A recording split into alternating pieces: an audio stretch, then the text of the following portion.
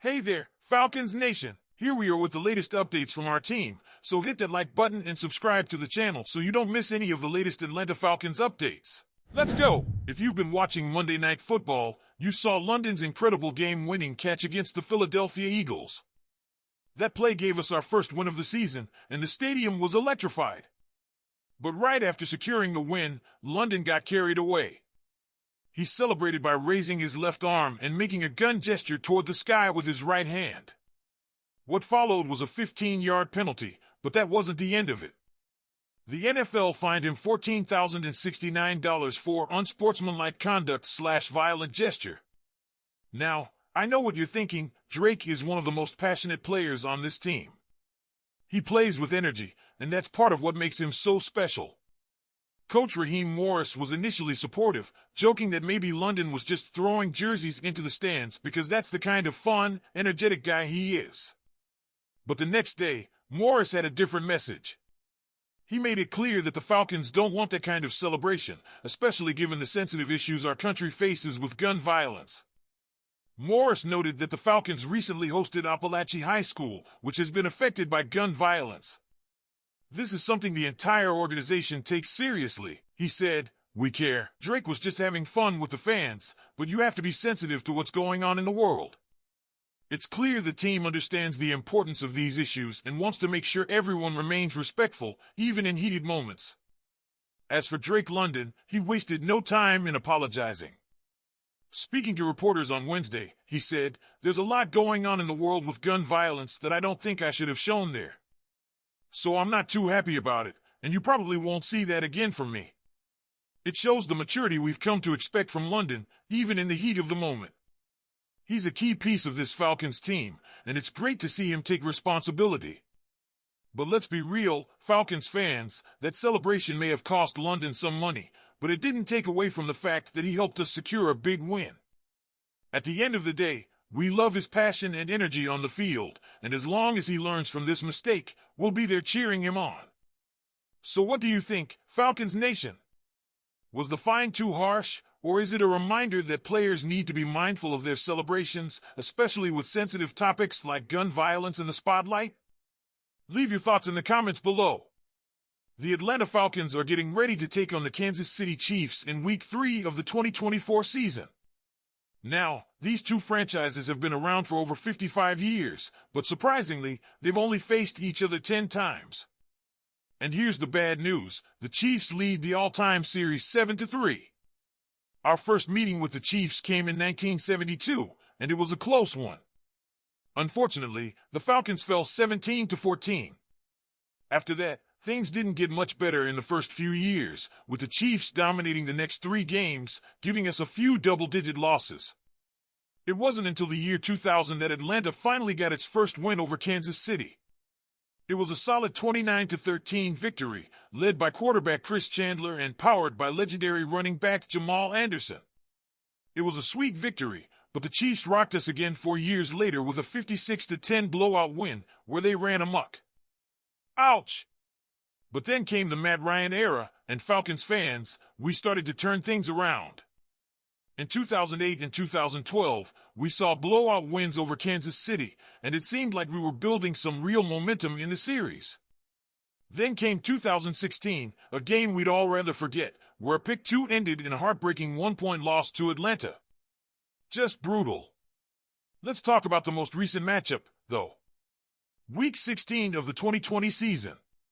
The Chiefs were the defending Super Bowl champions, with the NFL's best record at 13-1, while our Falcons were 4-10. No one gave us much of a chance in that game, but guess what? The Falcons came out fighting.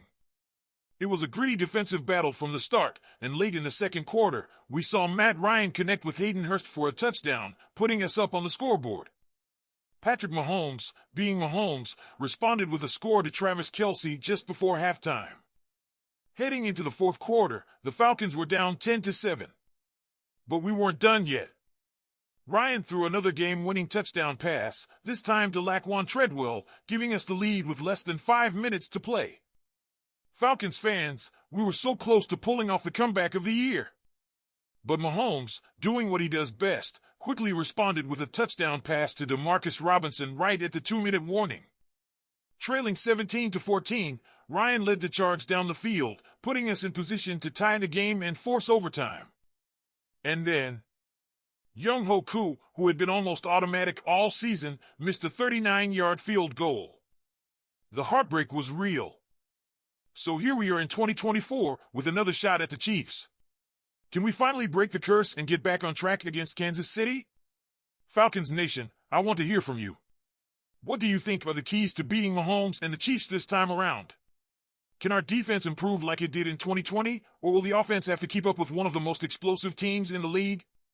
Leave your thoughts in the comments below and let's talk strategy.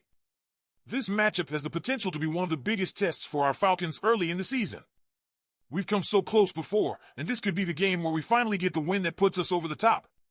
And speaking of the game ahead, let's look at 4 solid reasons why we should believe the Falcons can pull off a major upset. First, reason number 1, the Falcons have a huge opportunity because the Chiefs may be dealing with an emotional hangover.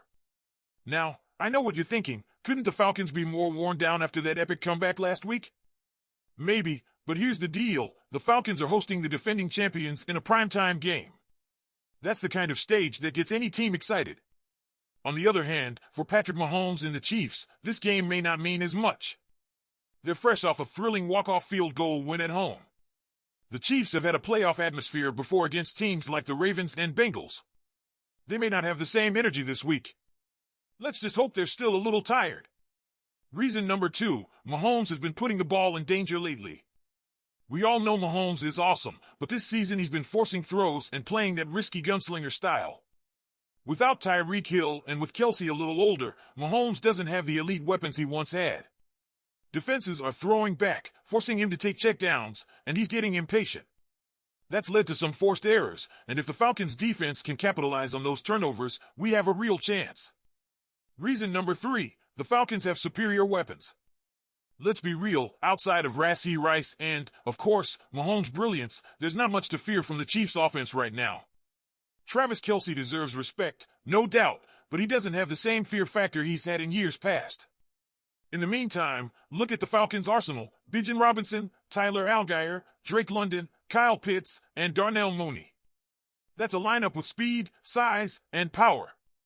If we spread the ball around like we did on that thrilling final drive against the Eagles, we can keep the Chiefs' defense guessing. We have the weapons to take on any team in this league. And finally, reason number 4, the Falcons have home field advantage. Mercedes-Benz Stadium will be rocking, and the energy of the crowd can make a big difference. The Chiefs are entering hostile territory, and if the Falcons can get off to a hot start, it will be tough for Kansas City to keep up. We have everything to play for, and the pressure will be on the Chiefs to maintain their composure. So, Falcons fans, there you have it, for reasons to believe we can pull off a stunning comeback against the Kansas City Chiefs this week. What do you think? Are you feeling confident about this matchup? Leave your thoughts in the comments below. And don't forget to like this video and hit subscribe to stay up to date with all the latest Falcons news. Let's rise up and shock the world. Go Falcons!